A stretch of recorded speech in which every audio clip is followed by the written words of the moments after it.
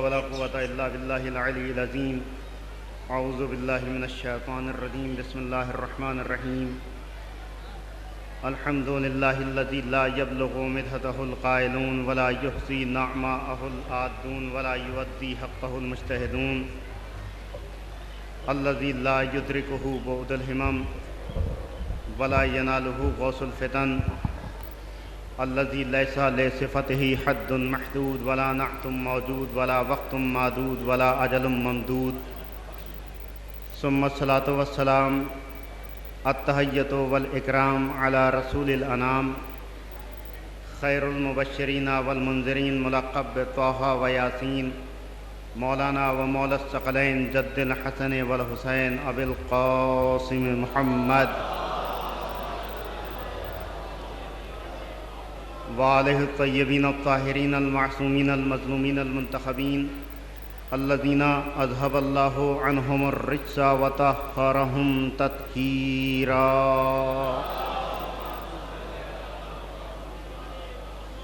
ولعنۃ اللہ الدائمہ علی اعدائہم اجمعین من الآن الی قیام یوم الدین. اما بعد فقد قال اللہ تبارک و تعالی فی محکم کتابہ الحکیم وہو اصدق الصادقین. بسم اللہ الرحمن الرحیم.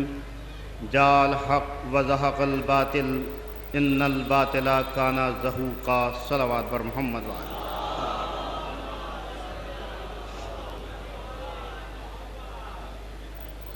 آپ سبھی حضرات کو آج کی ولادت باسعادت کی مبارکباد پیش کرتا ہوں، اور خوش نصیب ہیں وہ افراد کہ جو 13 رجب المرجب کو نجف اشرف میں ہیں،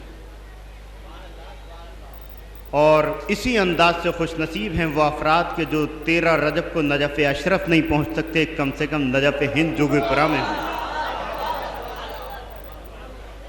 اس لیے کہ شاعر نے آواز دی، وہ کہتا ہے کہ جو سرزمین نجف تک پہنچ نہیں سکتے، جو سرزمین نجف تک پہنچ نہیں سکتے، یہاں وہ عاشق مولا بلائے جاتے ہیں.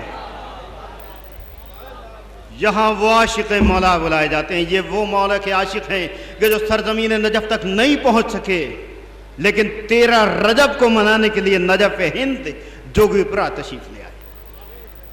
اور قرآن کریم آواز دیتا کہ حق آ گیا باطل مٹ گیا، اور باطل کو تو مٹنا ہی تھا.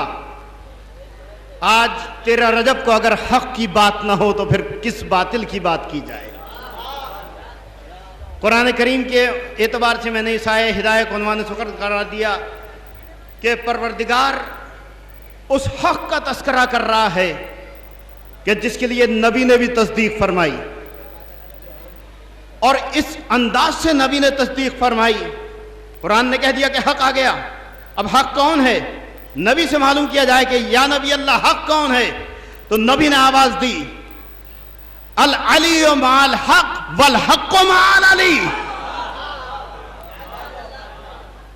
علی حق کے ساتھ، حق علی کے ساتھ.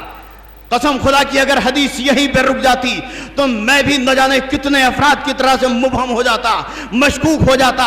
لیکن نبی نے کسی بھی بندہ انسانی کو مشکوک نہیں چھوڑا، حدیث کو آگے بڑھایا، آواز دی دعا کی پروردگار سے کہ پروردگار حق علی کے ساتھ ہے، علی حق کے ساتھ ہے. لیکن اسی کے ساتھ ساتھ دعا کی کہ پروردگار علی کو ادھر ادھر موڑ جدھر جدھر حق مڑے.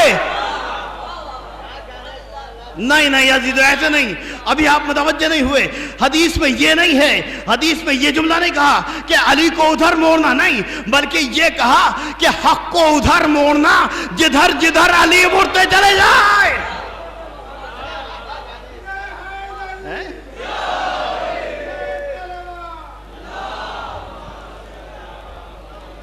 قابل غور ہے یہ حدیث. کبھی ٹھنڈے دل سے سوچئے گا کہ نبی کیا بیان فرما رہے ہیں.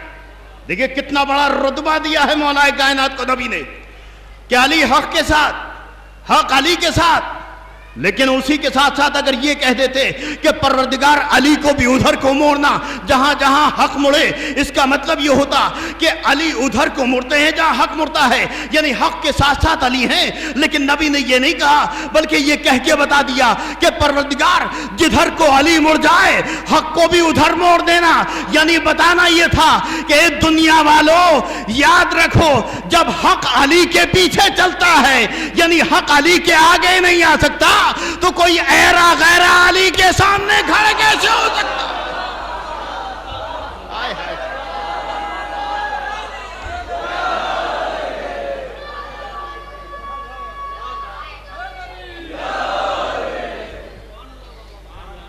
جب حق علی کے آگے نہیں آ سکتا تو پھر کسی ایرے غیرے کو علی کے سامنے کھڑے ہونے کا کیسے حق حاصل ہو جائے گا؟ نبی بیان فرما رہے ہیں کہ وہ حق ہے، اور اسی انداز سے فرمایا کہ قرآن علی کے ساتھ، علی قرآن کے ساتھ۔ بات تمام نہیں ہوئی، حدیث تمام نہیں ہوئی۔ آئیے، خانہ کعبہ میں ولادت ہوئی مولا کائنات کی۔ خانہ کعبہ میں ولادت ہونا، یہ جملہ میں نے کہہ دیا اور آپ نے سن لیا، لیکن یہ آسان بات نہیں ہے بھائی۔ دیکھیں، اگر میں ایک جملہ آپ کی خدمت میں عرض کروں تو دلیل کے ساتھ کہوں گا کہ تمام ذاکرین کہتے ہیں، تمام شیعہ افراد کہتے ہیں، اگرچہ میں اس کا بھی خلاف ہوں کہ شیعہ کہتے ہیں ہمارے مولا ہیں، یہ کہنا بالکل غلط ہے، سراسر غلط ہے، اس لیے کہ علی شیعوں کے مولا نہیں ہے، یہ ہمارا خیال خام ہے۔ بھائی علی اگر شیعوں کے مولا ہوتے تو ان کا ایک لقب مولا کائنات نہ ہوتا۔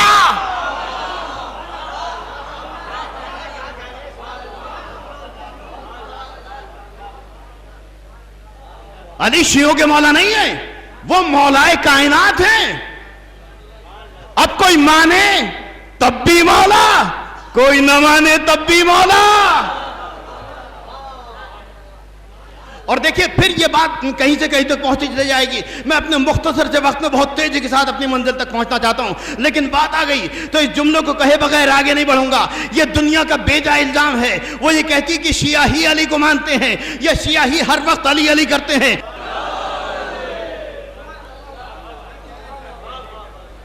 ہم ہر وقت علی علی کرتے ہیں، زمانہ وقت پڑنے پر علی علی کرتا ہے۔ تو کائنات کی واحد مثال کہ علی سے افضل کائنات میں کوئی نہیں، اور یہ میرا دعویٰ ہے۔ اگر دلیل پیش نہ کروں تو یہ دعویٰ بیکار، اس لیے کہ کائنات میں علی کے برابر کوئی نہیں۔ افضل ہونا تو درکنار، بھئی افضل ہونا تو بہت بڑی بات، علی کے کوئی برابر نہیں۔ آپ بھی محو حیرت ہوں گے، سنتے رہتے ہوں گے اس طرح کے جملے، لیکن دلیل دوں گا، تائید آپ کریں گے۔ کوئی نئی دلیل نہیں ہے، کوئی قرآنی دلیل نہیں ہے، بھئی تاریخ کا ایک جملہ ہے کہ جسے آپ بارہا سنتے بھی ہیں، پڑھتے بھی ہیں، آپ کے اذہان عالیہ میں محفوظ بھی ہے۔ وہ اس جملے کا سہارا لوں گا کہ علی کے برابر کوئی نہیں ہے، علی سے افضل ہونا تو درکنار، ان کے برابر کوئی نہیں ہے۔ آؤ دنیا والو، چراغ لے کے پوری کائنات میں چلتے ہیں، اگر کوئی علی کے برابر مل جائے تو مجھے بھی بتا دینا، میں اس کو علی کے برابر بھی مان لوں گا، بلکہ علی سے افضل ماننے کے لیے تیار ہوں۔ چاہے کوئی مجھے کچھ بھی کہے کہ اگر کوئی علی کے برابر مل جائے تو میں علی سے اسے افضل مانوں گا۔ بھئی دلیل صرف ایک جملے میں آپ کی خدمت میں عرض کر رہا ہوں کہ اگر کوئی علی جیسا ہوتا تو وہ بھی خانہ کعبہ میں پیدا ہوتا۔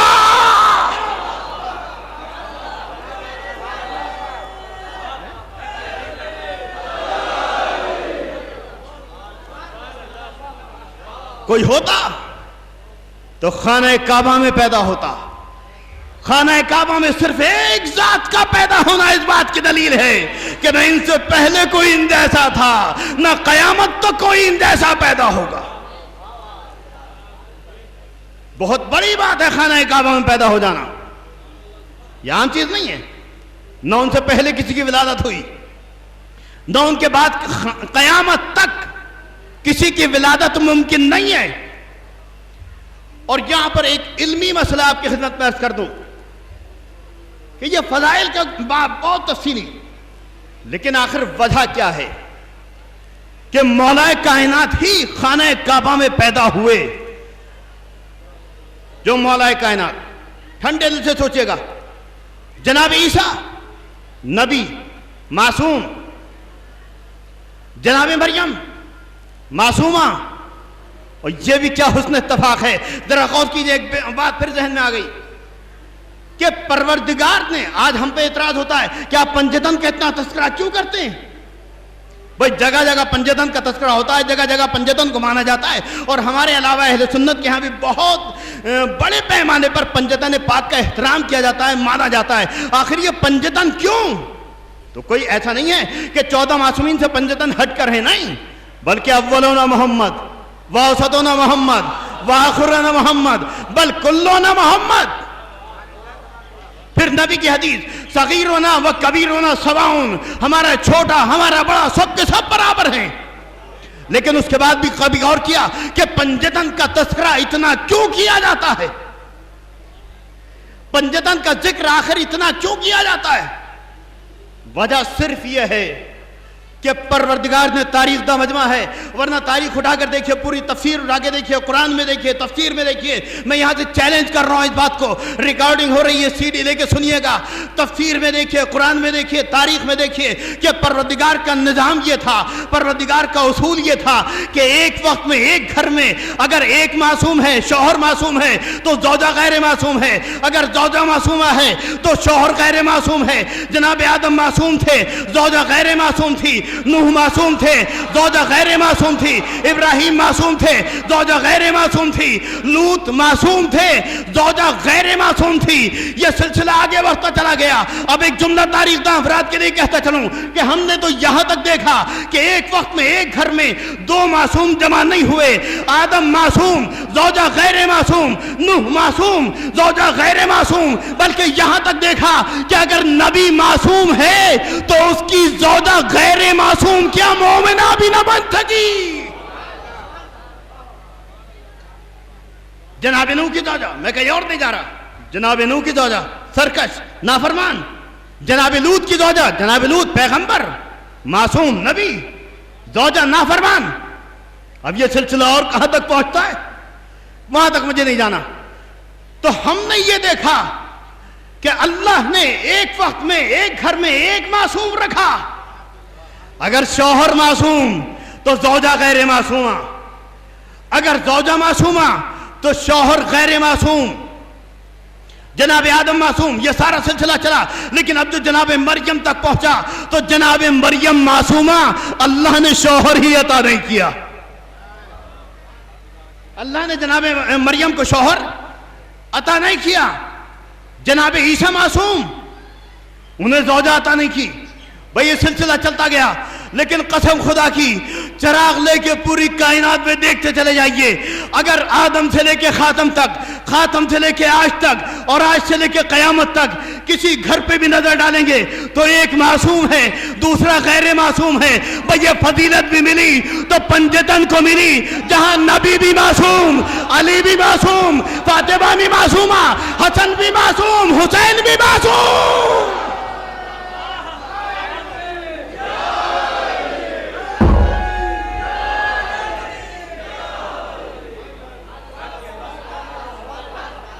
امتیاز کائنات ہے کہ صرف یہ 5 ذوات مقدسہ بیک وقت ایک گھر میں معصوم. اس لیے تذکرہ پنجتن پاک اتنا زیادہ ہوتا ہے. تو اب جناب مریم معصومہ, ان اللہ اصطفا کے وطہر کے واصطفا کے علی نساء العالمین. قرآن مجید نے طہارت کی سند دے دی. اے مریم, تمہیں اللہ نے چن لیا, تمہیں پاک و پاکیزہ قرار دیا, اور تمہیں نساء عالمین کے لیے چن لیا گیا. لیکن یہی مریم جب آثار حمل نمودار ہوئے, آواز آئی مریم چلی جاؤ. سنتے رہتے ہیں, تفصیل میں نہیں جاؤں گا, صرف اشارہ اور نتیجہ, اشارہ اور بہت تیزی کے ساتھ نتیجہ. مریم چلی گئی بیت المقدس سے, جسے بیت المقدس کہا جاتا ہے. مریم باہر چلی گئی, کہ یہ جچہ خانہ نہیں ہے, عبادت خانہ ہے. عیسیٰ کی ولادت باہر ہوئی. اب دوسرا موڑ تاریخ نے دکھایا. فاطمہ بنت اسد کو آواز آ رہی ہے خانہ کعبہ کے اندر سے, فاطمہ بنت اسد آؤ, چلی آؤ, اور قریب آؤ. اندر آ جاؤ. عجیب مرحلہ. فاطمہ بنت اسد آؤ, قریب آؤ اور قریب آؤ, اندر چلے آؤ. اب یہیں پر رک کے خاص طور سے وہ صاحبان خیرت جو اس جملے پر غور کریں گے کہ ایک ویسی عورت کہ جس کے ہاں ولادت قریب ہے, سچ بتائیے کہ کیا اسے گھر سے باہر قدم نکالنا چاہیے یا نہیں؟ اگر کوئی بھی دیکھے گا تو سمجھائے گا کہ بھئی تمہارا یہ موقع نہیں ہے, تمہیں گھر میں رہنا چاہیے, تمہیں گھر سے باہر قدم نہیں نکالنا چاہیے. لیکن ایک عورت ہے, شیر دل عورت ہے, جو آگے بڑھ رہی ہے, خانہ کعبہ کی طرف کو بڑھ رہی ہے, خانہ کعبہ کے قریب پہنچ گئی. ظاہر سی بات ہے کہ مردوں کو اپنی قوت پر بڑا ناز ہوتا ہے, جلدی سے کسی کی بھپکی میں نہیں آتا. لیکن عورت صنف نسواں ہے کہ بندر بھی اگر کوئی بھپکی دے دے تو رونے لگے. اب دیوار کعبہ شق ہو رہی ہے, دیوار کعبہ کو شق ہوتے ہوئے فاطمہ بنت اسد بھی دیکھ رہی ہیں. ممکن ہے کچھ اور لوگ بھی وہاں کھڑے ہوں جو دیوار کعبہ کو شق ہوتے ہوئے دیکھ رہے ہوں. تو اب یہ عجیب منظر ہے. اگرچہ تاریخ نے اس انداز سے لکھا کہ جناب فاطمہ بنت اسد آگے بڑھی اور آگے بڑھنے کے بعد کو دیوار کعبہ سے مس کیا. بس جیسے ہی مس کیا تو دیوار میں در بن گیا. یہ دیوار میں در ایسے آٹومیٹکلی نہیں بلکہ دیوار شگاف ہوئی. یہیں پہ رک کے ایک جملہ کہتا چلوں کہ میرا اپنا ذاتی عقیدہ یہ ہے جو ممبر سے بیٹھ کے آپ کی خدمت میں عرض کر رہا ہوں, اور ممکن ہے شاید آپ بھی مجھ سے اتفاق کریں کہ فاطمہ بنت اسد کوئی معمولی عورت تو تھی نہیں. بھئی کم سے کم اتنا تو مانیں گے کہ وہ کل ایمان کی بھی ماں تھی. اتنا تو ماننا ہی پڑے گا نا. اتنی بافضیلت تھی, اتنی بافضیلت تھی کہ میرا اپنا ذاتی عقیدہ یہ ہے کہ آپ نے جو اپنے شکم مبارک کو دیوار سے مس کیا, تو کیا اگر آپ اپنے ہاتھ کو مس کرتی تو کیا دیوار میں درد نہ بن جاتا؟ لمحہ فکریہ. کیا خانہ کعبہ کو اگر آپ مس کرتی تو کیا دیوار میں نہیں بنتا, درد نہیں بن سکتا تھا؟ عزیزو, ہاتھ کو مس کرنا کجا, اگر فاطمہ بنت اسد خانہ کعبہ کی طرف انگلی سے اشارہ کر دیتی تو دیوار میں در بن جاتا. یہ زور خطابت میں نہیں عرض کر رہا عزیزو, یہ حقیقت ہے کہ اگر آپ انگلی سے اشارہ کر دیتی تو دیوار میں در بن جاتا. لیکن جناب فاطمہ نے نہ انگلی سے اشارہ کیا, نہ دیوار کو ہاتھ سے مس کیا, بلکہ شکم مبارک کو مس کیا. اگر میں اس وقت میں موجود ہوتا تو کم سے کم سوال تو کر ہی لیتا کہ آپ نے شکم کو مس کیوں کیا. تو عجب نہیں کہ جواب آتا, نادان تجھے معلوم نہیں ہے, تو پڑھا لکھا نہیں ہے, تو جاہل ہے, تو کم علم ہے, تو نادان ہے, تو جانتا نہیں ہے. ارے یہ جو گھر ہے نا, اسے کہتے ہیں خانہ کعبہ, اسے کہتے ہیں بیت اللہ, اور میرے شکم میں جو بچہ ہے اس کا ایک لقب ہے ید اللہ. تو میں جب اس کے سامنے آ گئی تو بیت اللہ کو ید اللہ ہی کھولے گا, میں کیوں کھولوں؟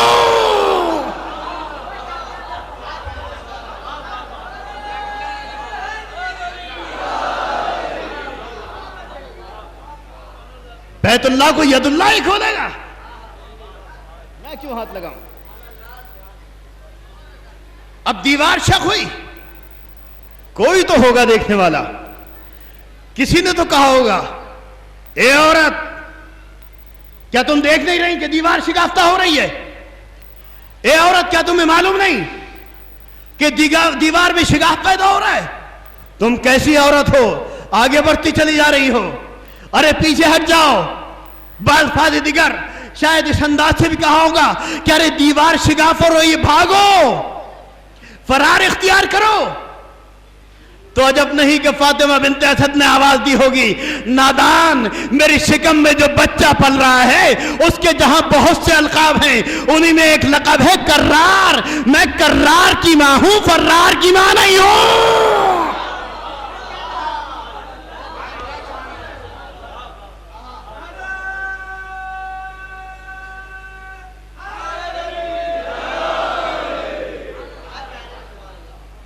میں کرار کی ماں ہوں. اچھا دیکھیے, اس سے ہٹ کے ذرا دیکھیے ایک کامن سینس کہ اگر دیوار شگاف ہو رہی ہے تو عورت بڑے بڑے مردوں کو بھی وہاں سے ہٹنا پڑ جاتا ہے. اور یہ تو تاریخ ہے نا کہ ذرا ذرا سی بات پر اپنی جان کو بچاتے ہوئے بھاگتے ہوئے لوگ نظر آئیں. یہ تاریخ ہے. لیکن فاطمہ بنت اسد کی ماں، اسد کی بیٹی کہ جن کے باپ کا نام بھی اسد، جن کا بیٹا بھی اسد، آگے بڑھی، کعبے میں پہنچی، جوف کعبہ میں ولادت ہو گئی.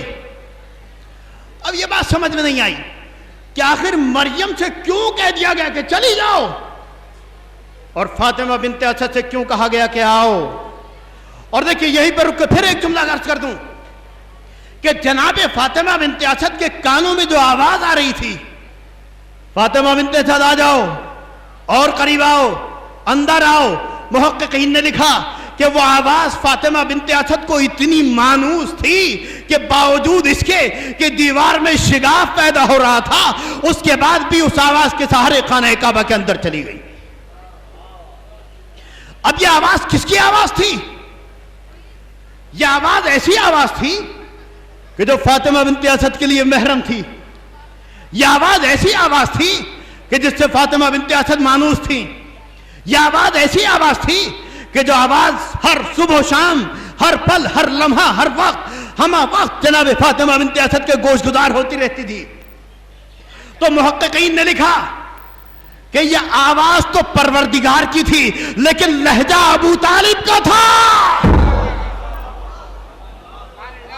ورنہ فاطمہ بنت اسد جیسی پاکیزہ کردار بی بی جو کل ایمان کی بھی ماں ہو، وہ کسی نامحرم کے بلانے پر، کسی نامحرم کے لہجے پر، کسی نامحرم کے آواز پر دیوار کے شگافتہ ہونے کے باوجود خانہ کعبہ میں قدم رکھنے کی جرت نہ کرتی.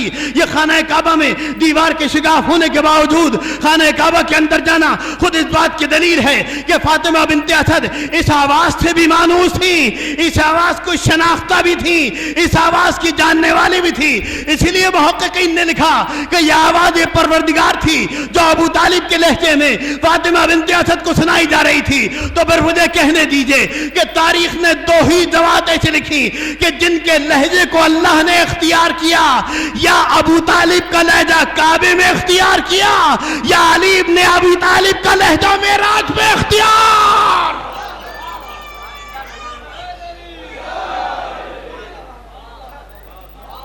دو جماعت، کعبے میں علی ابن ابی طالب، کعبے میں ابی طالب کا لہجہ، معراج پہ علی ابن ابی طالب کا لہجہ. اور یہ وہ ذات تھی کہ جس کے لہجے میں بلایا گیا. کعبے کے اندر پہنچ گئی، ولادت ہو گئی. لیکن ٹھنڈے دل سے سوچئے گا کہ مریم معصومہ ہیں، قرآن میں طہارت کی سند مل چکی.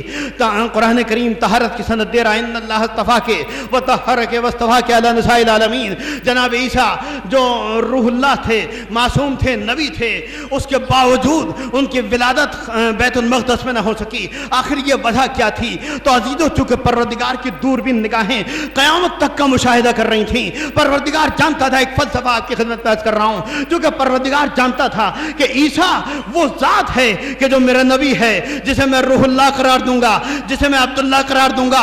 اس کے باوجود بھی کچھ جاہل ایسے ہوں گے جو عیسیٰ کو ابن اللہ کہیں گے، عیسیٰ کو اللہ کا بیٹا کہیں گے.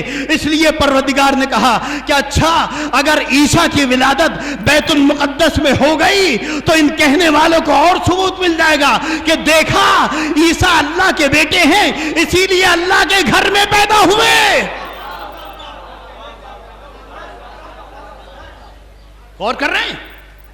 چونکہ عیسیٰ اللہ کے بیٹے ہیں اسی لیے تو اللہ کے گھر میں پیدا ہوئے. آواز دی نہیں، مریم تم معصوم ہو، عیسیٰ معصوم ہے، روح اللہ ہیں، لیکن ولادت ہمارے گھر میں نہیں ہوگی. ورنہ آنے والی نسل یہ کہہ دے گی کہ عیسیٰ چونکہ اللہ کے بیٹے ہیں اسی لیے تو اللہ کے گھر میں پیدا ہوئے. اچھا پھر علی کو بھی ولادت خانہ کعبہ میں نہ ہوتی؟ پروردگار کی دوربین نگاہیں قیامت تک کا مشاہدہ کر کے آواز دیتی ہیں. نادان ایک ذات یہ بھی ہے کہ جس کو لوگ اللہ کا بیٹا نہیں بلکہ خود اس ذات کو خدا کہیں گے. لوگ اسے خدا کہیں گے.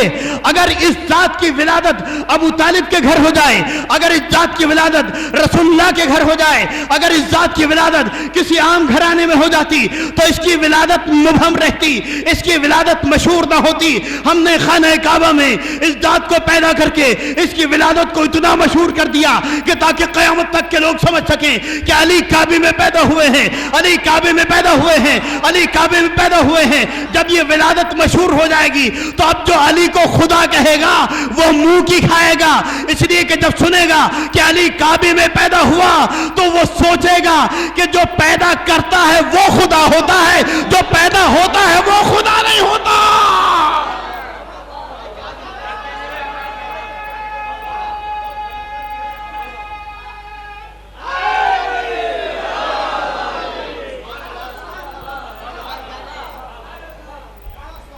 دنیا والے پہچان لیں کہ کسے خدا کہہ رہے ہیں, اس لیے اتنی مشہور کر دی کعبے کی ولادت کہ اب کہنے والا ایک لمحے کے لیے سوچے گا کہ پیدا کرنے والا خدا ہوتا ہے, پیدا ہونے والا خدا نہیں ہوتا.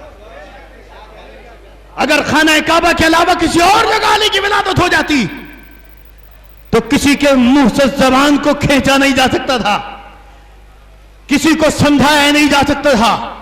کسی نے ضرور تھا, میں نے چاہا کہ میں پہچانا جاؤں. میں کیسے پہچانا جاؤں؟ تو میں نے اپنے صفات کو اجاگر کرنے کے لیے, میں نے اپنے صفات کو ظاہر کرنے کے لیے ایک ذات کو پیدا کیا, ایک مخلوق کو پیدا کیا کہ جن کو دیکھتے چلے جاؤ, مجھے سمجھتے چلے جاؤ. اب دنیا نے کیا دھوکہ کھایا, انہوں نے دیکھا کہ سورج کو پلٹانے والا علی ہے, اس کا مطلب یہی خدا ہے. چاند کو دو ٹکڑے کرنے والا علی ہے, اس کا مطلب یہی خدا ہے. ستارے کو ڈیوڑی پہ بلانے والا علی ہے, اس کا مطلب یہی خدا ہے. اللہ نے آواز دی کہ اگر تم نے ناد علی پڑھ لیا ہوتا تو یہ مسئلہ حل ہو جاتا. ہم نے دنیا کو سارے صفات و کمالات اس ذات کے اندر ضرور سمیٹ دیے ہیں, اس ذات کے اندر احساس ضرور کر دیا ہے, لیکن دنیا والوں اگر ناد علی پڑھو تو بات سمجھ میں آ جائے. ناد علی مظہر العجائب تجدہ عونا لک فی النوائب کل ہم و غم سے انجلی. بس مسئلہ حل ہو گیا. کیوں؟ اس لیے کہ پہلے ہی مصرے میں آواز آئی, ناد علی, علی کو آواز دو. علی کون؟ دیکھیں قسم خدا کی, کیا ناد علی ہے؟ یعنی اگر یہیں پہ بات تمام ہو جاتی تو بات بہت مبہم ہو جاتی. ناد علی بات تمام ہو گئی. تفصیل میں نہیں جا رہا, خیبر کی بات ہے نا. نبی سے کہا گیا تھا, اللہ نے کہا علی کو پکارو. کیا ضرورت تھی کون علی؟ ہائے ہائے, ناد علی, علی کو آواز دو. نبی تو جانتے تھے نا بھئی, کوئی عام آدمی ہوتا, کوئی عام مجمع ہوتا, اس سے کہا جاتا علی کو پکارو, وہ علی, پہچان تو وہی بتائی جاتی ہے نا. لیکن نبی کو کیا پہچان بتائی جا رہی ہے کہ ناد علی مظہر العجائب, اس علی کو آواز دو جو عجائبات کا اظہار کرنے والے ہیں. اگر سورج پلٹائیں تو یہ عجیب چیز ہے, ستارے کو ڈیوڑی پہ بلائیں تو یہ عجیب چیز ہے, تو یہ عجائبات کا اظہار کرنے والے ہیں, یہ خدا نہیں ہے. مسئلہ ذرا تفصیلی ہو گیا, ٹف ہو گیا, لہذا آسان بات کو بہت مختصر الفاظ میں آپ کی خدمت میں عرض کر دوں کہ ناد علی اگر پڑھ لی جائے تو بات یہی پہ واضح ہو جائے کہ اللہ نے آواز دی علی کو بلاؤ جو خدا نہیں ہیں بلکہ عجائبات کا اظہار کرنے والے ہیں, جو مظہر العجائب ہیں. لہذا بات واضح ہو گئی. مگر یہ خانہ کعبہ میں ولادت ہو گئی. خانہ کعبہ کی ولادت کے بعد اب جو نمودار ہوئے تمام کے تمام عجائبات, کیسے کیسے عجائب کہ رسول اسلام آ گئے. اب یہ ننھا سا بچہ ہے کہ جس کو آغوش میں لے لیا, توریت کی تلاوت ہوئی, زبور کی تلاوت ہوئی, انجیل کی تلاوت ہوئی, قرآن کی تلاوت ہوئی. اب بات سمجھ میں نہیں آتی. آج روایت بیان کی جاتی ہیں کہ حافظ جی اگر حفظ قرآن کر لیں تو 7 نسلیں بخشی جاتی ہیں. یہ حدیث ہے, اسے تسلیم کیا جاتا ہے کہ یقیناً قرآن کریم کا حفظ کرنا ایک بہت بڑی نعمت ہے. اگر کوئی قرآن کو حفظ کر لے تو اس کی 7 نسلیں بخشی جاتی ہیں. لیکن عزیزو, دست ادب کو جوڑ کے ایک سوال ضرور کروں گا کہ قرآن کریم حفظ کب کیا جائے گا؟ بھئی قرآن کریم جب 2 دفتیوں کے درمیان آ گیا, جب قرآن کریم نازل ہو گیا, قرآن کریم نازل ہو گیا, 2 دفتیوں کے درمیان آ گیا, بین الدفتین آ گیا, اب اسے حفظ کرنا شروع کیا. اب حافظ جی بننا شروع ہوئے. حدیث نے آواز دی کہ جو قرآن کریم کو حفظ کرے اس کی 7 پشتیں بخشی جائیں گی. حدیث بیان کر رہا ہوں. قرآن کریم حفظ کرنے والے کی 7 پشتیں بخشی جائیں گی. قرآن کریم حفظ جب ہوگا کہ جب نزول قرآن ہو چکا ہو. قرآن کے نازل ہونے کے بعد اب جو قرآن 2 دفتیوں کے درمیان میں آیا تو ہم نے قرآن کو پڑھنا شروع کیا, ہم نے قرآن کو یاد کرنا شروع کیا, ہم نے قرآن کو حفظ کرنا شروع کیا. تو پھر مجھے کہنے دیجئے کہ جب قرآن نازل ہو چکا ہو, اب اگر کوئی اسے حفظ کر لے تو اس کی 7 پشتیں بخشی جائیں, اور اگر کوئی نزول قرآن سے پہلے قرآن کریم کی تلاوت کر لے, زبور کی تلاوت کر لے, انجیل کی تلاوت کر لے, قرآن کی تلاوت کر لے,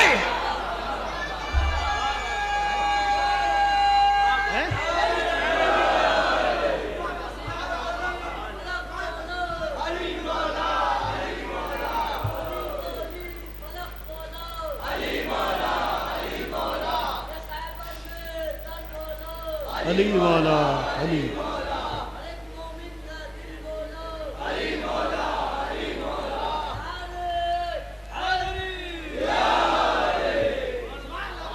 جو نزول قرآن سے پہلے ہی ابھی قرآن نازل نہیں ہوا, 10 سال ہیں ابھی قرآن کے نازل ہونے میں. نزول قرآن سے پہلے صرف قرآن مجید نہیں, توریت و زبور و انجیل و قرآن اور نبی اکرم کو سنائے. تو عام انسان اگر نزول قرآن کے بعد قرآن کو حفظ کر لے تو 7 پشتیں بخشی جاتی ہیں. اور نزول قرآن سے پہلے اگر کوئی بچہ اتنی کتابوں کی تلاوت کرے تو اس کا باپ پھر اپنی جگہ ہے, اس میں کوئی یارانہ نہیں. بھئی یہ جملہ اگر میں ہاتھ پیر پیٹ کے کہتا تو شاید آپ کی سمجھ آ جاتی. یہ نہیں لمحہ فکریہ, کبھی کبھی تکلیف ہوتی ہے, کبھی کبھی احساس ہوتا ہے. کیا ہے, احادیث دیکھیں, قرآن دیکھیں, اور اس ذات کے بارے میں اگر غور کیا جائے جس نے رسول اکرم کے نکاح میں پڑھتے ہوئے آواز دی الحمدللہ. ابھی تو قرآن نازل نہیں ہوا. دیکھیں قرآن کا پڑھنا بھی ثواب, قرآن کا دیکھنا بھی ثواب, قرآن کا سننا بھی ثواب. قرآن مجید دنیا کے وہ واحد کتاب, قرآن مجید دنیا کے وہ واحد کتاب کہ جس کا پڑھنا بھی ثواب, جس کا دیکھنا بھی ثواب, جس کا سننا بھی ثواب. لیکن یہ سارے ثواب قرآن مجید کے نازل ہونے کے بعد ہیں. قرآن کے نازل ہونے سے پہلے کوئی روایت نہیں سنی. لیکن اگر کوئی ذات قرآن مجید کے نازل ہونے سے پہلے ہی الحمدللہ کی تلاوت کر دے تو پھر اس ذات کے بارے میں کیا فیصلہ کیا جائے, اس ذات کے بارے میں کیا کہا جائے؟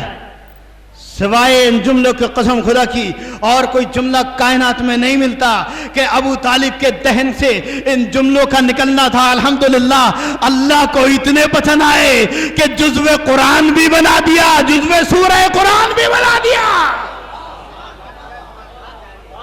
ایک سورہ کا نام رکھا گیا سورہ الحمد. سورہ الحمد کا آغاز ہوا الحمدللہ سے. یہ وہ ذات تھی جو الحمدللہ کہہ کے آواز دے رہی تھی الحمدللہ. اور بات یہاں تک آ گئی تو پھر کہتا چلو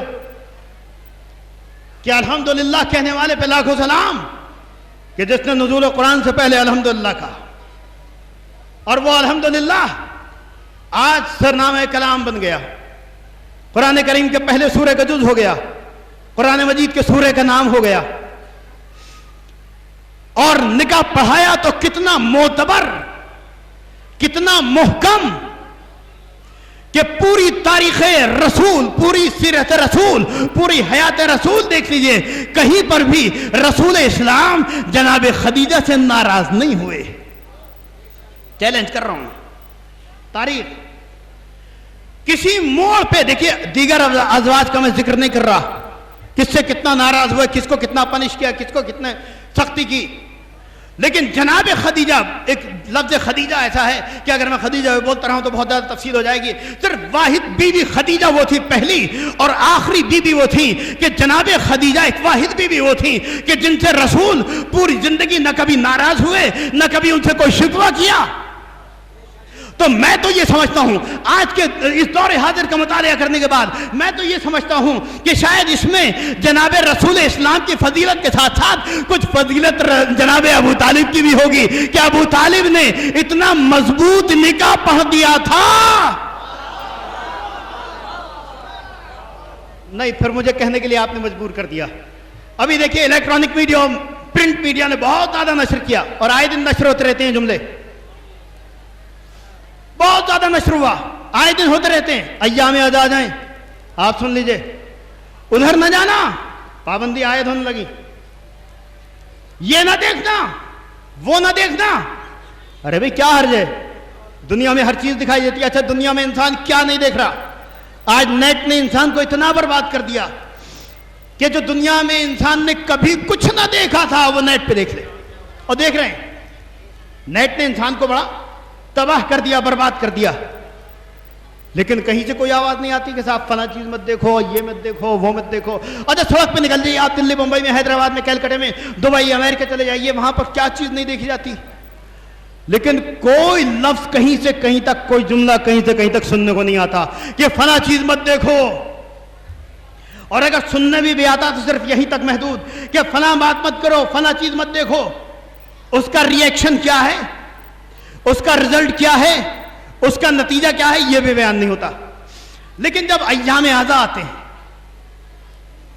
تو ایام اعزا میں رزلٹ کے ساتھ, ری ایکشن کے ساتھ بیان ہوتا ہے کہ علم نہ دیکھنا ورنہ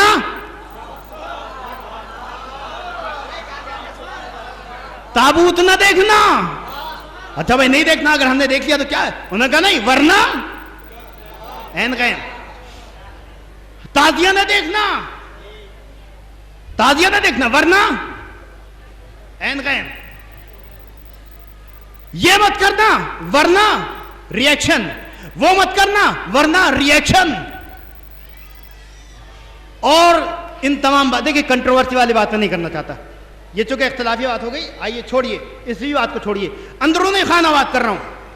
ابھی پاک پڑا ایک جگہ ہے مراد آباد کے پاس, پرنٹ میڈیا اور الیکٹرانک میڈیا نے اتنا نشر کیا کہ پوری دنیا میں مسلمانوں کی اتنی ناک کٹی کہ میں بھی ہندوستان اور بیرون ہند جاتا ہوں, سننے کو ملا کہ میں آپ کے مراد آباد میں سنا ایسا واقعہ ہو گیا. اور یہ واقعات صرف مراد آباد, چونکہ میں مراد آباد سے تعلق رکھتا ہوں, امروہہ سے تعلق ہے میرا, تو اس لیے مجھے سنایا گیا بیرون ممالک میں کہ میں آپ کے مراد آباد میں کیا ہنگامہ ہو گیا کہ کچھ بریلویوں نے دیوبندیوں کے پیچھے نماز پڑھ دی تو ان کے نکاح باطل ہو گئے. یہ ہر جگہ ہو رہا ہے.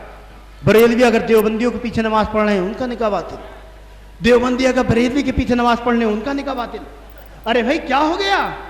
ہمیں غور کرنا چاہیے. میں کسی کو پر طنز نہیں کر رہا, میں عالم انسانیت کو, عالم اسلام کو ایک پیغام دے رہا ہوں کہ ارے تم مسلمان ہو کر ایک دوسرے کو مسلمان ماننے کے لیے تیار نہیں ہو, کیا تم رسول اسلام سے بھی بڑھ گئے؟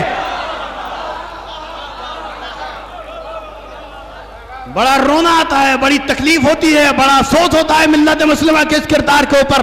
اس لیے کہ اگر رسول اسلام اتھینٹک تھے, اگر رسول اسلام یہ جملہ کہتے تو بات سمجھ میں آ جاتی. اس لیے کہ وہ ذمہ دار اسلام تھے, وہ بانی شریعت تھے, وہ صاحب شریعت تھے, وہ محافظ شریعت تھے. لیکن رسول اسلام کی پوری حیات کا جائزہ لے لیجئے, سیرت طیبہ کا جائزہ لیجئے, کہیں کوئی جملہ مسلمان کی شان میں بیان نہیں کیا. آج آپ کو بھی اتنی اجازت ہے کہ مسلمانوں میں دو قومیں اتنی عظیم ہیں, ایک قصائی, ایک دھوبی, ایک دھوبی, ایک قصائی.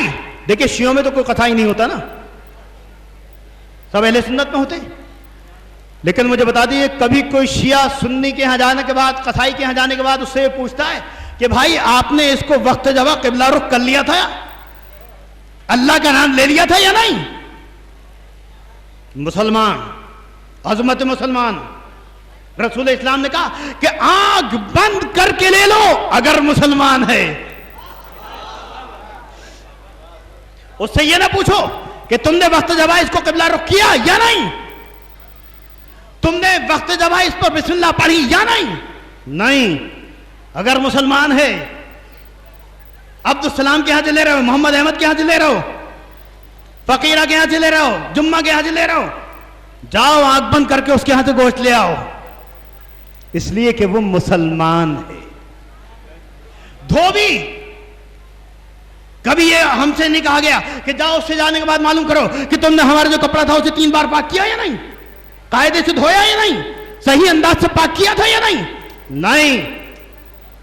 اگر مسلمان ہے تو آنکھ بند کر کے اس سے کپڑے دھلواؤ، آنکھ بند کر کے کپڑے دھلے ہوئے لے لو. یہ عظمت مسلمان کون بیان کر رہا ہے؟ رسول اسلام. ساری بحث کو چھوڑیے، تفصیل میں پھر چلے جاؤں گا میں، کہ رسول اسلام نے ایک حدیث بیان کی کہ میری امت میں 73 فرقے ہوں گے، ایک ناجی ہوگا باقی ناری ہوں گے، ایک جنت میں جائے گا باقی جہنم میں جائیں گے. یا رسول اللہ، آپ نے کتنے پیرائی سے بات کہہ دی، آپ نے کتنی احتیاط سے بات یہ کہہ دی. کتنا اچھا ہوتا کہ آپ یہ کہتے تھے کہ میری امت میں 73 فرقے ہوں گے، ایک مسلمان ہوگا 72 کافر ہوں گے. قابل غور ہے یہ جملہ کہ نبی کو کہنا یہ چاہیے تھا، لیکن نبی نے کتنی احتیاط سے بات کہی کہ میری امت میں 73 فرقے ہوں گے، ایک ناجی ہوگا 72 ناری ہوں گے. یہ رسول اللہ کو کہنا چاہیے تھا کہ ایک تو جنتی ہوگا 72 جہنمی ہوں گے، لیکن رسول اسلام نے یہ جملہ تو کہا، یہ نہیں کہا کہ ایک مسلمان باقی سب کے سب کافر. تو پھر مجھے کہنے دیجئے کہ جب رسول اسلام کو یہ حق نہ تھا تو جاہل مسلمان کو یہ کہا کہ حق حاصل ہو گیا.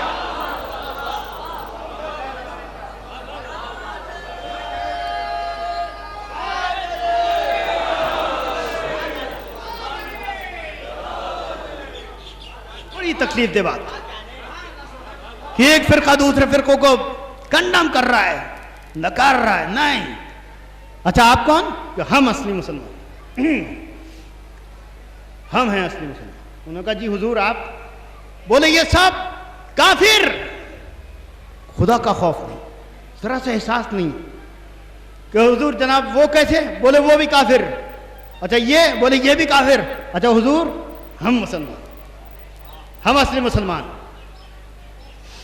میں نے کہا یہ غور کرنا چاہیے، ایک انٹرنیشنل لیول پہ کانفرنس ہونی چاہیے، افہام و تفہیم کے لیے تمام ملت مسلمہ کو بیٹھنا چاہیے، غور و خوض کرنا چاہیے اور ان اختلافات کو ختم کرنا چاہیے. اس لیے کہ دنیاوی زندگی بلبلہ آپ کے مثل ہے، یہ ایک فانی زندگی ہے. ہمیں آخرت کے بارے میں سوچنا چاہیے، ہمیں قیامت کے بارے میں سوچنا چاہیے، ہمیں عقبہ کے بارے میں سوچنا چاہیے کہ ہماری آخرت بخیر بشے، کہ آخرت ہماری اگر اچھی ہو جائے، بہتر ہو جائے تو وہی بہتر. یہاں کے اختلافات سے کوئی فائدہ نہیں کہ یہ کافر ہے ہم مسلمان ہیں، وہ کافر ہے مسلمان، اس سے کوئی حاصل نہیں ہے. اور ستم ظریفی میں ایک درد دل طنز نہیں کر رہا، پھر بار بار آپ سے عرض کر رہا ہوں، بعض لوگ کو مزاج ہے کہ وہ طنز کیا کرتے ہیں، لیکن میرا طنز کرنے کا مزاج نہیں. یہ درد دل ہے جس سے میں آپ کو آشنا کر رہا ہوں کہ نہ جانے کیا پورے ہندوستان اور ہندوستان کے باہر بھی میں نے یہ دیکھا کہ صاحب اس فرقے نے اس فرقے کے پیچھے نماز پڑھ لی. بہت بڑے کا واقعہ ہوا، نماز جنازہ پڑھ لی. پرنٹ میڈیا، الیکٹرانک میڈیا، ان کو تو موقع مل گیا. ظاہر سی بات ہے مسلمانوں کے دشمن پوری کائنات ہے، اور پورے ڈرامے کی شکل میں دکھایا گیا اس واقعے کو کہ ایک بزرگوار کے دوست، 70 سالہ ایک دوست، ایک صاحب کا ریشے دراز پہنچ گئے. انہوں نے کہا بھائی گرمی بڑی ہے، شدید ہے، پیاس لگ رہی. انہوں نے کہا حنیفہ جب پانی لے کے آنا. اب حنیفہ آ رہی ہیں گھونگھٹ کاڑے ہوئے، یہاں تک کا گھونگھٹ. وہ حنیفہ کے جو بچپن کے دوست کے اہلیہ ہیں، ان سے کبھی میں نے پردہ نہیں کیا. 70 سال کا دوست 70 سال کے دوست سے ملنے آیا، لیکن اب جو اس کی اہلیہ آئی تو وہ، میں کہا بھائی مجھ سے کوئی غلطی ہو گئی، میں نے کوئی غلط نگاہ سے آپ کو دیکھا بھابھی، کیا قصہ ہے؟ کہا نہیں وہ میں ان سے پردہ کر رہی ہوں. اب دیکھیے ان سے تو پردہ ہو رہا ہے، آنے والے سے کوئی پردہ نہیں ہو رہا.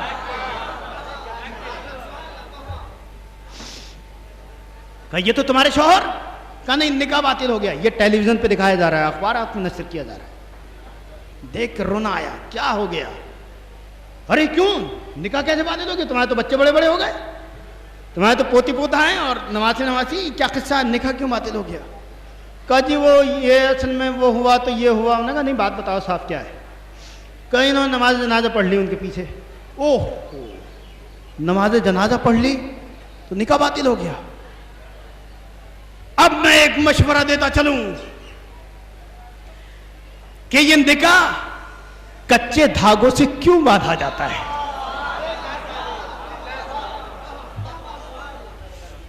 یہ کچے دھاگوں سے نکاح کیوں باندھا جاتا ہے؟ جو علم دیکھ لے تو نکاح ٹوٹ جائے، تاجیہ دیکھ لے تو نکاح ٹوٹ جائے، تابوت دیکھ لے تو نکاح ٹوٹ جائے، اس کے پیچھے نماز پڑھ لیں تو نکاح ٹوٹ جائے، اس کے پیچھے نماز پڑھ لیں تو نکاح ٹوٹ جائے۔ خیال خام یہ ہے، غلطی یہاں پر ہو رہی ہے، فالٹ یہاں پر ہو رہا ہے کہ ہم جو نکاح پڑھتے ہیں، ہم جو نکاح کرتے ہیں، ہم جو نکاح کر رہے ہیں اسے کچے دھاگوں سے باندھتے ہیں۔ اور مضبوط دھاگوں سے نکاح کو بندو، ایسا نکاح بندو کہ انسان مر جائے لیکن نکاح میں فرق نہ آئے۔ اس کا واحد طریقہ یہی ہے کہ آؤ ابو طالب کی رسم سے نکاح پڑھنے لگو۔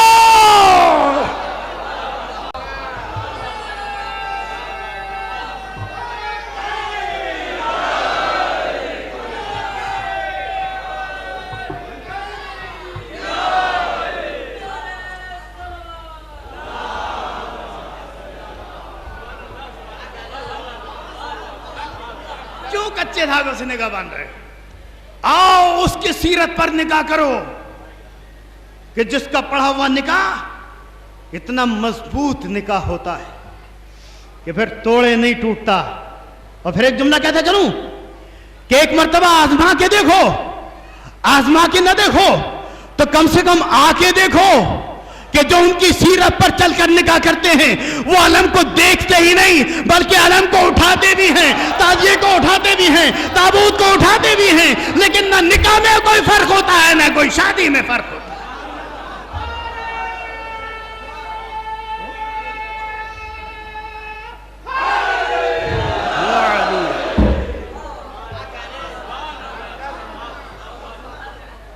کیا کچے دھاگے کو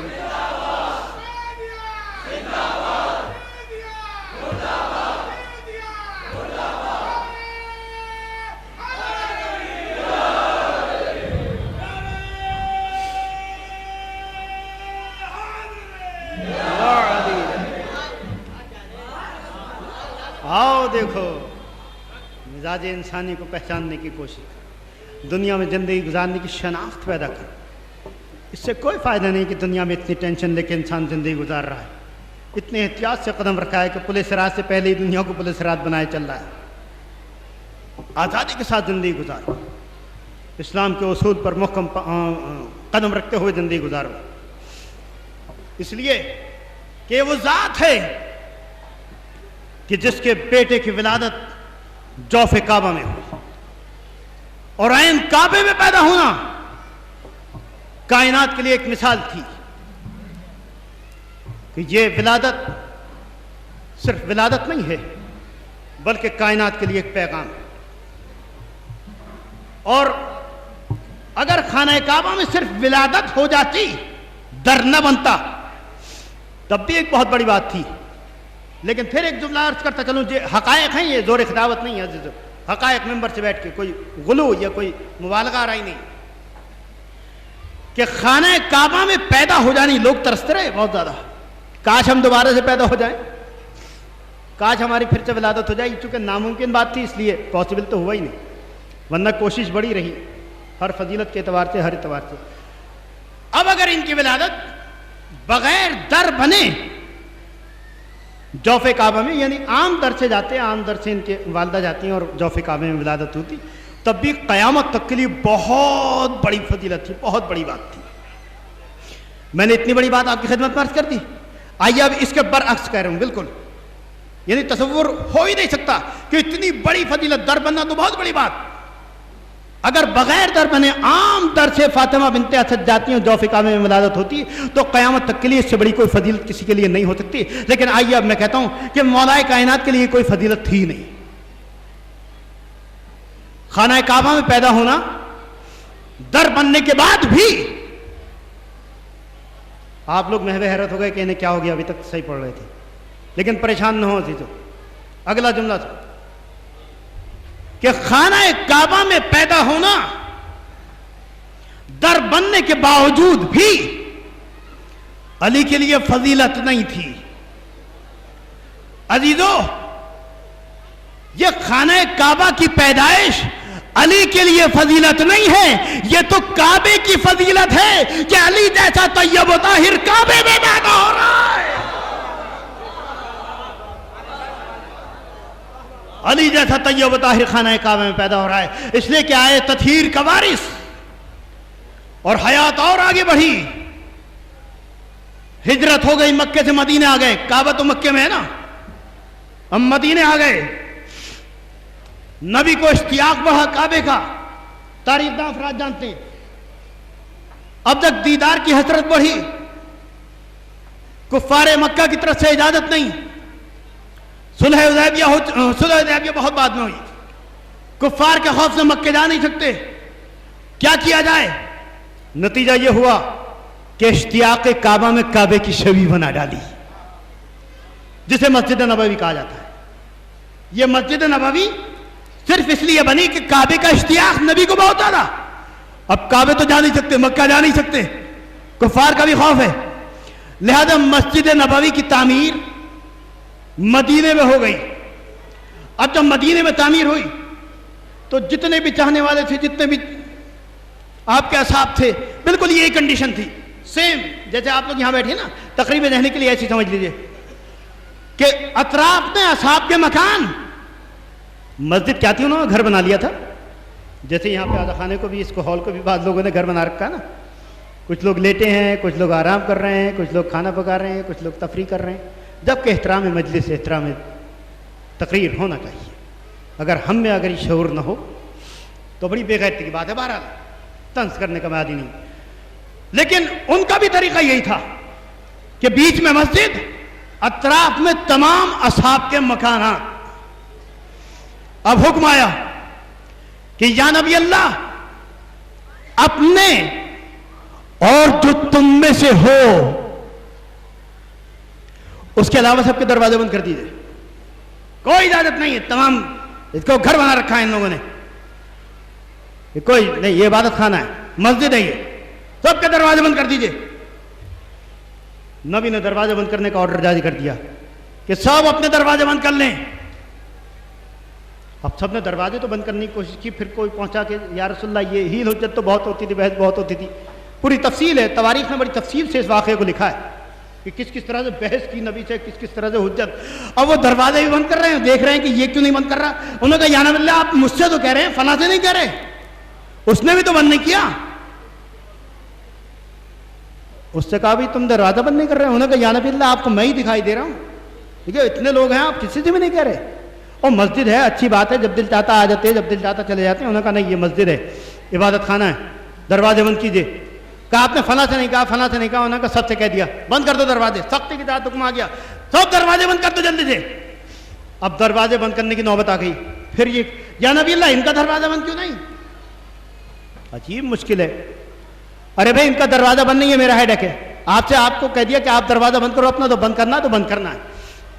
اب عربی کے الفاظ ہیں جن کا تذکرہ اگر میں ترجمہ کر کے اردو میں کروں تو شاید کھڑکی, کہ یا نبی اللہ, اچھا ہم اس شرط پہ بند کریں کہ ہمیں کھڑکی کھول لیں, مسجد میں ایک کھڑکی کھول لیں. نبی نے کہا نہیں, حقارت کے ساتھ. آپ لوگ کہیں گے کہ کون سا لہجہ اختیار کر رہے ہیں, یہ نبی کا لہجہ ہے. غضب رسول اللہ غضباً شدیدہ کا لفظ. جب نبی سے کہا جاتا تھا کہ یا نبی اللہ, ہم ایک کھڑکی کھول لیں, نہیں, ڈانٹا. نبی حقارت کے ساتھ منع کرتے, نہیں, کوئی کھڑکی نہیں, نو پرمیشن, بند کرو سب. اب پھر آئے بھاگے, سر کھجاتے ہو, وہ یا نبی اللہ بات ایسی تھی اور یوں تھا وہ تھا, ہم تو آپ جانتے ہیں ہمارے کتنے حقوق ہیں, ہم تو مسجد کی کتنی خدمت کرتے ہیں, اور یہ ہے وہ ہے, اور سارے سینکڑوں دنیا بھر. کیا مقصد کیا ہے, بات کیا ہے؟ وہ بات یہ تھی کہ یا نبی اللہ, ایک روشن دان کھول لیں ہم مسجد میں, ایک روشن دان. نبی نے پھر کہا نہیں, کوئی روشن دان نہیں. اچھا, پھر چلے گئے. اب وہ ایک اور کو چڑھایا, انہوں کو میں جا کے بات کرتا ہوں, چلو ٹھیک ہے. یہ تاریخ میں تفصیل سے مولانا بیٹھے ہیں اور علماء اور تاریخ داں حضرات بیٹھے ہیں, دیکھیں. پھر آئے ایک صاحب, بولے کہ یا نبی اللہ, آپ تو جانتے ہیں کہ میں اذان دیتا ہوں, میں آ کے فرش بچھاتا ہوں, میں صفائی کرتا ہوں, میں یہ کرتا ہوں, میں تو اتنی قربانی دیتا ہوں, میں تو یوں ہوں, میں تو وہ ہوں, اور میں تو اسلام کے لیے یہ کیا, میں تو یوں کرتا ہوں, میں تو جہاں آپ کا پسینہ وہاں اپنا خون. اور کیا بات کیا ہے؟ کہا یا نبی اللہ, ایک سوراخ کھول لیں مسجد میں, ایک سوراخ. نبی نے کہا نہیں, سوراخ کی بھی اجازت نہیں. مقصد کیا تھا کہ یہ احکام کی پاسبانی صرف اہل بیت کے ہاتھوں رہے, اگر مسجد میں کسی کا سوراخ بھی کھلنے کی اجازت ہوتی تو اسے کہنے کی اتھارٹی ہوتی, اسے کہنے کا جواز ہوتا کہ ہم مسجد میں اپنے سوراخ سے جھانک کر دیکھتے تھے کہ نبی نماز کیسے پڑھتے تھے.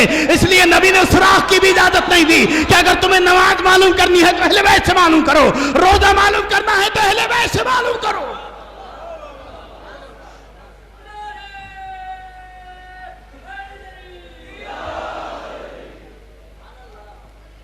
بس آخری جملے, کوئی اجازت نہیں, تمام کر دی گفتگو, کوئی اجازت نہیں. اب جب پانی سر سے اونچا ہو گیا تو سب کے دروازے بند ہو گیا, سب نے اپنے دروازے بند کر لیے, کھڑکی کے الاؤ نہیں, روشن دان الاؤ نہیں, حتیٰ کہ سوراخ بھی الاؤ نہیں, کوئی سوراخ نہیں ہوگا. اچھا یا نبی اللہ اتنی شدت, تو اب پھر پلٹ کے آئے کہ یا نبی اللہ آپ نے دروازہ بند کرایا, ہم نے منظور کر لیا, آپ نے کھڑکی کی پرمیشن نہیں دی, ہم نے منظور کر لی, آپ نے روشن دان کی پرمیشن نہیں دی, ہم نے منظور کر لی, لیکن آپ نے سوراخ کی بھی پرمیشن نہیں دی. جب آپ نے سوراخ کی بھی پرمیشن ہمیں نہیں دی تو کیا وجہ ہے کہ علی کا دروازہ کھلا ہوا ہے؟ اب چونکہ القمی صاحب بیٹھے ہوئے مجھے گھڑی دکھا رہے ہیں اور میں ان کے چھوٹا بھائی ہونے کے ناطے میں مخالفت نہیں کر سکتا, اس لیے کہ اگر میں نبی کا جواب بیان کرنے لگوں گا تو کم سے کم 10-15 منٹ مجھے اور لگ جائیں گے, اور 10-15 منٹ کی مجھے اجازت نہیں ہے. لہذا اب میں اپنا جواب آپ کی خدمت میں عرض کر کے بات کو ختم کر رہا ہوں کہ نبی نے کیا جواب دیا. یہ ذاکرین سے آپ سنیں گے یا کتب معتبرہ پڑھیں گے, عربی کی کتابوں میں تفصیل سے لکھا ہے کہ نبی نے اس جملے کا کتنی سختی کے ساتھ, کتنی حقارت کے ساتھ, کتنے پیارے انداز سے, کتنے بہتر انداز سے جواب دیا کہ ہم نے تمہارے سب کے دروازے کیوں بند کرائے, علی کا دروازہ کیوں کھلا رکھا. یہ تو جواب تھا نبی کا, لیکن میں اگر اس وقت میں موجود ہوتا تو قسم خدا کی ان جاہلوں سے کہتا کہ جو علی کا دروازہ بند کرنے کے لیے یہ جملہ کہہ رہے تھے, یا نبی اللہ آپ نے ہمارے دروازے بند کرا دیے, آپ نے کھڑکی کی پرمیشن نہیں دی, آپ نے روشن دان کی پرمیشن نہیں دی, آپ نے سوراخ کی پرمیشن نہیں دی, علی کا دروازہ کیوں کھلا ہوا ہے. میں آواز دیتا, کیا تمہاری عقلوں پہ پتھر پڑ گئے؟ ارے مسجد نبوی میں اس کا دروازہ بند کرا رہے ہو کہ جس کے لیے خدا نے خانہ کعبہ میں در بنا دیا ہو.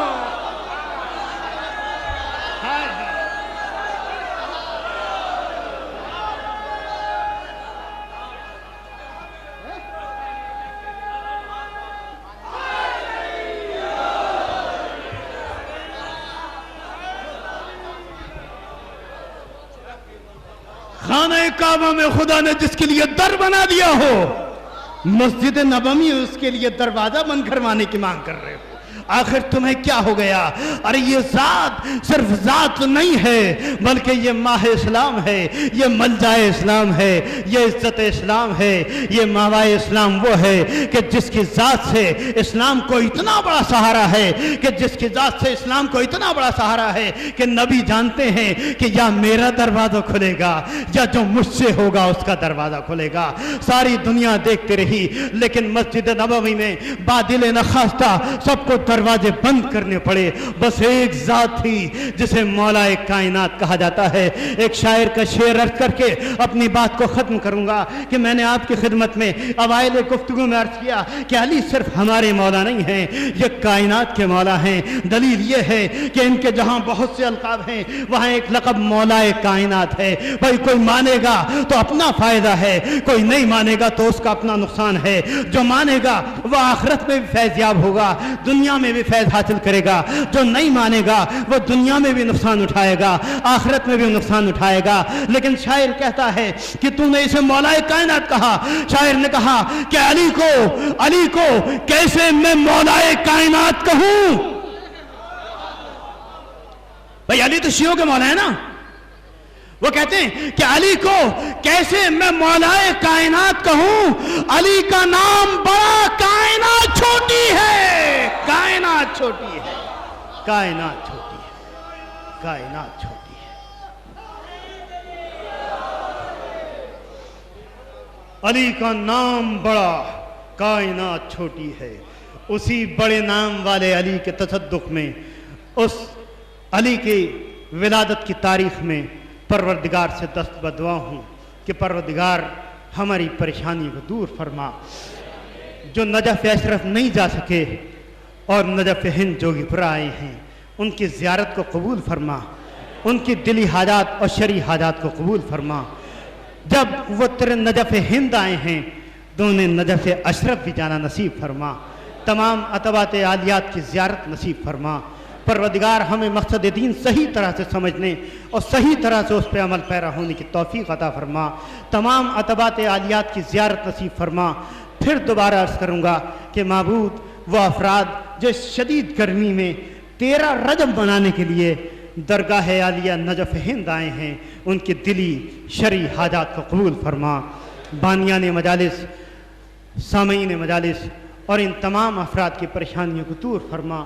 ہمارے آخری امام کے ظہور میں تعجیل فرما، ہمیں ان کے انصار و عوام میں